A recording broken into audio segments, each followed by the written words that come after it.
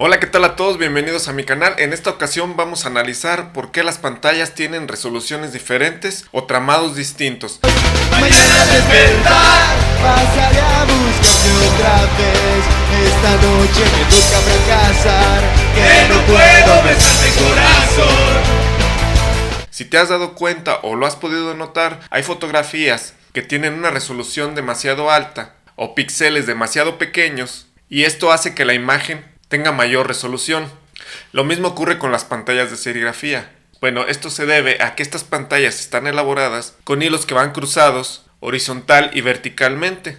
Estos hilos se miden por pulgada. Entre más hilos quepan en una pulgada, la pantalla va a estar más cerrada. Por consiguiente va a retener más la emulsión y te va a definir más los trazos. Si una pantalla tiene menos hilos por pulgada, lo que va a ocurrir es lo contrario, va a detener menos la emulsión y esto ocasionará impresiones que se vean un poco más toscas. ¿Y entonces qué va a pasar con las tintas? Puesto que ya sabemos que las tintas base agua son más líquidas y las tintas plastisol más espesas, precisamente en eso consiste la magia de la serigrafía. En lograr un equilibrio entre la tinta y el tramado de tu pantalla.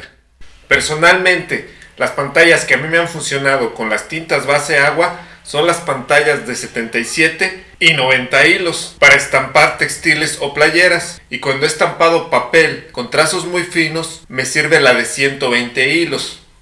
Para las tintas plastisol me han funcionado las pantallas más abiertas como la de 60 hilos cuando realizo estampados sobre fondos oscuros. Cuando realizo estampados sobre fondos claros puedo utilizar pantallas de 77 o 90 hilos con las tintas plastisol. Existen varios tipos de colores de pantallas, pero esto es muy independiente al tramado que tenga cada una de ellas. Las pantallas más estándar son las pantallas blancas y el tiempo de exposición por lo general es más corto. Por lo mismo son más utilizadas. Recuerda, pantallas con muchos hilos son pantallas más cerradas, que te van a dar resoluciones más finas. Pantallas con menos tramado de hilos te va a dar resoluciones más toscas, pero van a dejar pasar más tinta. Espero que te sirva esta información y nos vemos hasta la próxima.